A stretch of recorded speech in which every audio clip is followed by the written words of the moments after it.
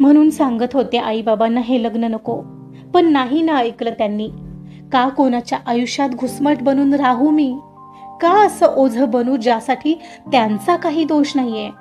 असं कसं पटकन नवरा म्हणून त्यांना हक्क देऊ? कशी लगेचच मैत्री तरी करू जशी त्यांना हवीये? आपण ऐकत आहात गुंतवण्या आतुर फिरून या कथेचा पुढचा भाग सुरू करण्याआधी प्लीज माझ्या चॅनलला सबस्क्राईब करून घ्या आणि आधीचे पार्ट ऐकले असल्याची खात्री करून घ्या. चला सुरुवात करतेय. गुंतवण्या आतुर फिरून भाग 19. ती अगदीच शांत बसलेली. त्याच्या या बोलण्यावर आता काय बोलावं हेच तिला कळत नव्हतं. तिचं त्याच्याकडे लक्ष गेलं तर तो तिला पाठ करून होता. कदाचित तुम्ही तुमच्या जागेवर योग्य असाल कौस्तुभ, पण मला एकदम असं जवळीक वगैरे नाही आवडत आहे. कसं सांगू तुम्हाला की माझ्या एका ठराविक लिमिटची कक्षा तोडून कोणीही जवळ आलं तर मला प्रचंड अस्वस्थ फील होतं. इतर कोणाला तर त्यात प्रवेश नाहीच आहे, पण तुम्हालाही एक्सेप्ट करायला मला वेळ लागतोय, ती मनाशीच म्हणत होती. एवढ्यात तो म्हणाला, मृण्मयी, निदान आपल्यात मैत्रीच्या भावनेनं बोलणं तरी व्हायला नको का? तसंही तर कुठं होतंय. ॲटलिस्ट आतापर्यंत सुरुवात तर व्हायला हवीच होती, पण त्याची सुरुवात तर तुला करायचीच नाहीये असं वाटतंय. साधा त्या दिवशी मी पुढं केलेला मैत्रीचा हात तो सुद्धा तू पकडला नव्हतास. त्या दिवशीही मला काय वाटलं असेल याचा विचार तरी केलास का कधी? अहो, त्यासाठी हात पकडला पाहिजे असं थोडीच असतं. मैत्री केली आहे म्हणून तरी सोबत आले मी, ती म्हणाली. का बरं नसतं? म्हणजे नेमकी तुझ्या भाषेत मैत्री म्हणजे आहे तरी काय? दोन मित्रमैत्रिणी एकमेकांशी बोलत नाहीत का? का हात पकडत नाहीत? आय डोंट थिंक यात काही वावगं आहे. ते तुमच्यासाठी, आय मीन तुमच्यासारख्या नॉर्मल लोकांसाठी. मी माझ्या औराच्या कक्षेमध्ये फक्त मुलींना एंटर करू देते, मुलांना नाही. कारण मी ऑटोमॅटिकली प्रचंड कॉन्शियस होते, कम्फर्टेबल वाटत नाही मला. मी तरी काय करू? What rubbish this thing is. I think तू जॉब सुद्धा केलायस, राईट? मग तिथं मेन्स कलिग नसायचे का? बॉस ही असू शकतोस की तिथे एखादा पुरुष. ऑफिसमध्ये जनरली सर्वांसोबत आपल्याला हात मिळवावा तर लागतोच. Isn't it true? तो आता मात्र तिच्याकडे वळून पाहत विचारू लागला. हो, मिळवावा लागत असेल. बाकीच्या मुली मिळवतात, मी नाही. ती समोर एकटक पाहत म्हणाली. R you serious? तू हात मिळवत नाहीस कोणासोबत? नाही, मी मेन्स कलिग पासून 4 हात दूर राहते. तसंही ग्रीटिंग्स देण्यासाठी प्रत्येक वेळी हात मिळवायलाच हवा असं काही नाहीये. नमस्कार केला तरी चालतो. तसंही भारतीय संस्कृतीत हात जोडूनच नमस्कार करतात ना, नक्की हात मिळवून. आणि कोणाला बर्थडे विश करायचं असेल तर, कॉंग्रॅच्युलेट करायचं असेल तर, मी एवढ्या जवळचं असं कोणाही मेन्स कलिग सोबत रिलेशन ठेवलंच नाहीये. जे असेल ते कामापुरतं. मला नाही आवडत त्यांचं पुढं करणं. त्यापेक्षा आधीच अंतर राखून असते मी, कारण हळूहळू जवळ जायचं आणि मग प्रेमात पाडायचं हे वागणं मला माहितीये मुलांचं. आणि मला अशा गोष्टीत कधीच इंटरेस्ट नव्हता. अरे यार, यू आर इम्पॉसिबल. व्हॉट? मी मला सुरक्षित ठेवते आहे, यात काय इम्पॉसिबल वाटत आहे तुम्हाला? आय मीन तसं नव्हतं म्हणायचं मला, बट हे अगदीच वियर्ड वाटत नाही का? म्हणजे मला तरी वाटतंय. तुला असं कधी वाटत नाही आपण बदलावं? म्हणजे इतरांसाठी नाही, ज्याच्याशी लग्न झाले त्याच्यासाठी तरी. सुरक्षित ठेव ना तू स्वतःला, ती गरज आहेच आजची. पण माझ्यापासूनही, म्हणजे तुझ्या नवऱ्यापासूनही तुला सुरक्षित राहावं लागत असेल तर इट्स स्ट्रेंज. नवऱ्याला नवरा मानण्याआधी माझी मैत्री तर होऊ द्या त्याच्याशी. त्याला आत्ताशी ओळखायचा प्रयत्न करते मी. अजून तर कशातच काही नाहीये. दिवसा तुम्ही ऑफिसला जाता, मी किचनमध्ये असते, मग वेळ मिळतोच किती. रात्रीचा मिळतो, त्यात काय मी लगेचच नवरा मानून त्याच्यासोबत बेडवर? माझ्यासाठी अवघड नसेल का ते?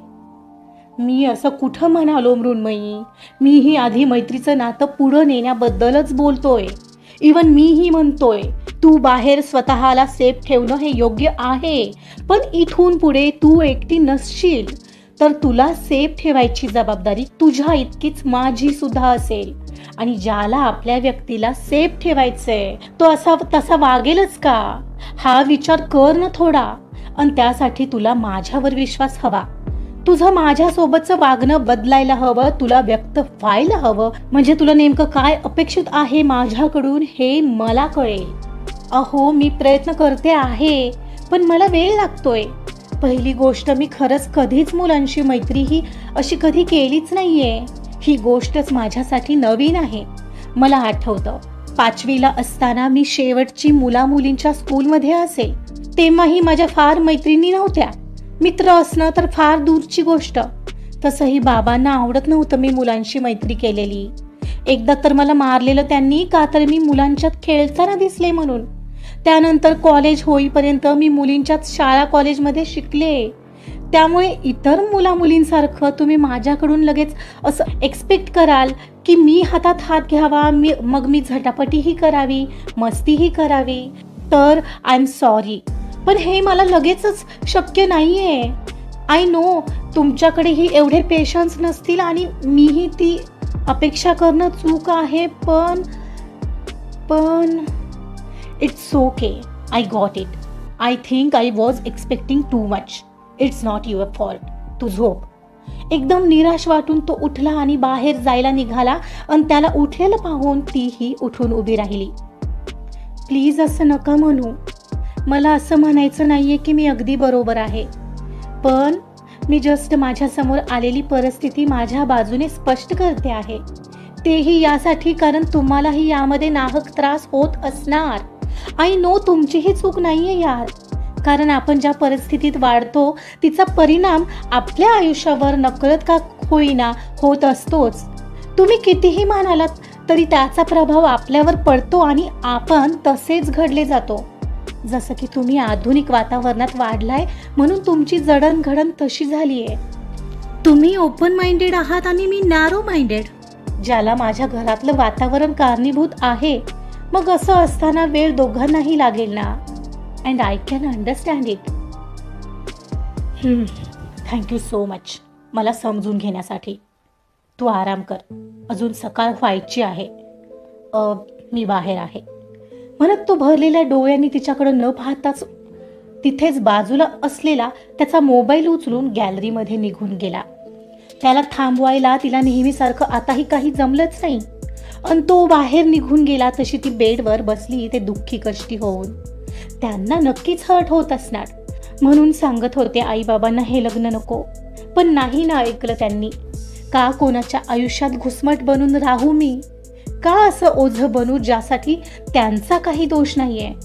असं कसं पटकन नवरा म्हणून त्यांना हक्क देऊ? कशी लगेचच मैत्री तरी करू जशी त्यांना हवी आहे? माझ्या अशा असण्याचा त्रास त्यांना का? तिला आता गिल्टी वाटू लागलेलं. क्वचित स्वतःच्या अशा असण्याचाही राग येत होता आणि समोर असलेल्या परिस्थितीचाही. पण तिलाही त्याच्यासोबत नॉर्मल व्हायला वेळ लागत होता. शिवाय मघाची संधी असूनही त्यानं असं काहीही केलं नाही ज्याने तिला दुःख नि त्रास होईल. हे आठवून तिला रिस्पेक्ट मात्र नक्कीच वाटत होता कौस्तुभचा. कौस्तुभ बाहेर गॅलरीमध्ये आला. पाहतो तर पहाटेचे 5 वाजले असून चक्क उजाडलेलं. दूर दिसणाऱ्या बर्फाच्छादित पहाडावर निळशार आभाळ दिसत होतं. चक्क उजेड होता आणि तरीही आभाळात एखादी चांदणी चमकताना दिसत होती. बर्फ आत्ता पडत नव्हतं, पण अतिशय सुंदर समा वाटत होता तो. त्याने न राहून खिशात सरकवलेला मोबाईल काढला आणि ते सुंदर निसर्गरम्य दृश्य आपल्या मोबाईलमध्ये कैद केलं. ते नयनरम्य दृश्य पाहून क्षणभरासाठी मघाशी आतमध्ये दोघांमध्ये जे काही बोलणं झालं ते तर तो विसरूनच गेलेला. पण ते फक्त काही क्षणांसाठीच होतं. गॅलरीमध्ये तिथेच असलेल्या खुर्चीवर तो टेकला. त्याला पुन्हा काहीच सेकंदात सगळंच आठवलं. तिच्या बोलण्यावरून तिला मैत्रीसाठीही तिला वेळ लागणारे हे ऐकून अगदीच निराश वाटत होतं त्याला. तीच निराशा त्याला पुन्हाही घेरू लागलेली. अन त्याच्या संयमाची अशी कठोर परीक्षा होते हे पाहून त्याला आपला संयम पुन्हा ढळतोय की काय असं वाटू लागलेलं. कारण तिला या सगळ्यात किती वेळ लागेल हेच तर समजायला मार्ग नव्हता. अन त्याला त्याच विचाराने हतबलता वाटू लागलेली. अन तिच्या मघाच्याच बोलण्यावर विचार तो करत होता. आय नो तुमचाही यात दोष नाहीये. तिचं तेही वाक्य आठवलं आणि मनात थोडं समाधानही वाटलं. यावरून ॲटलिस्ट तिला जाणीव तर आहे हे त्याच्या लक्षात येत होतं. म्हणजेच नाही असं नाही, ती विचार करते. तिचाही अगदीच सगळा दोष नाहीये यात. पण किती दिवस वाट पाहायची मी मृण्मयी, किती दिवस ग. मला तर खूप अवघड वाटतंय तुझ्यापासून दूर राहणं. सुस्कारा सोडत मनाशीच म्हणत त्याने मागे खुर्चीवर डोकं टेकवलं. आणि एवढ्यात त्याच्या डोक्यात एक गोष्ट क्लिक झाली. तसे त्याने डोळे उघडले. हो, हे कसं माझ्या लक्षात आलं नाही. आज पहिल्यांदा ती व्यक्त झाली. ते आठवून त्याला एक आशेचा किरण दिसल्यासारखंच झालं.